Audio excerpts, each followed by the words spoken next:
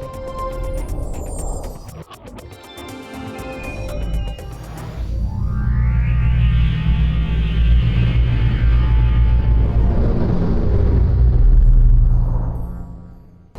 and welcome to official Xbox 360 Magazine's OXM report, and this week we're talking to the guys behind Formula 1 2011, and we're not even going to make you sign up for subscription television to watch it. Aren't we lovely to you? Cool, so I'm here with Stephen Hood and Paul Gill from F1 2011. So guys, new season of F1, like 24 new paint jobs and a new circuit, right? Early holiday? If only. I think we've been working even harder because the success of last year meant that you can't really take your foot off the pedal. People are automatically thinking they're just going to do that quick update. It's just the same tracks again, put some new cars in, like you're mentioning.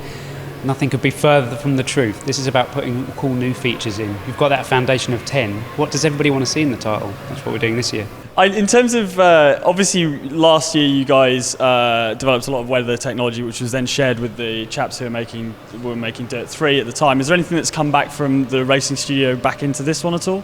Yeah, absolutely. I mean, that's why we got a really big head start with split screen, and we got different split screen challenges from them, but the actual foundation, was something that it's been screaming out for a while, but the Ego engine didn't support it. So those guys started it, and then we were able to take that tech and just adapt it to the full 24 car grids and the all the track stuff. And to be honest, I think when we first all looked at it, we thought it was going to be it's probably too much of a technical challenge for us to do, or certainly we would have to sacrifice or make compromises, but that hasn't been the case luckily.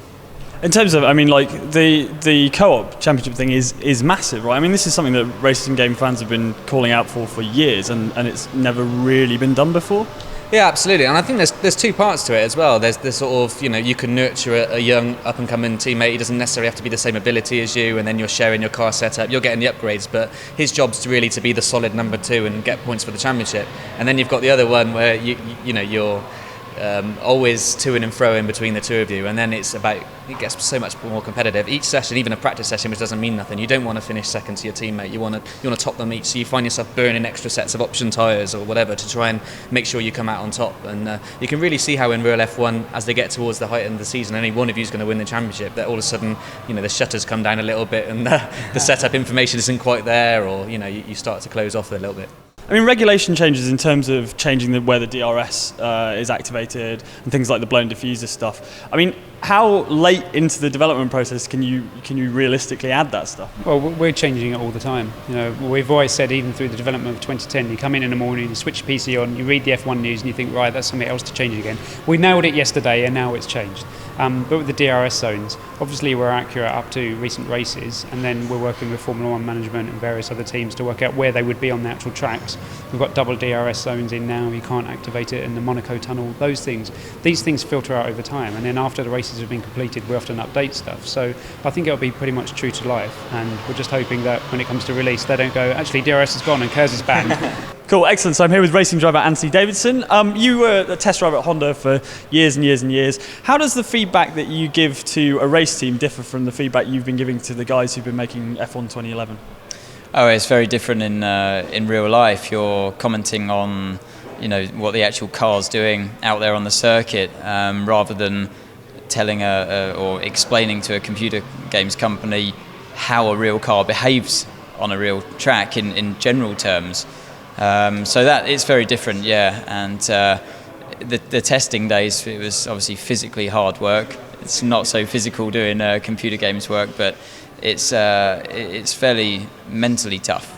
Going through the trying to find things in ones and zeros is always much harder than actually feeling it through the seat of the pants driving.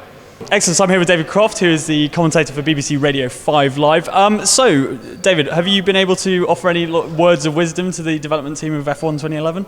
Yes. Make my eyes look a bit better in the game. That's my first input on this one, because I've actually got my face in the game for a change. It makes it look like I've just had a heavy night out. So they've got to develop that.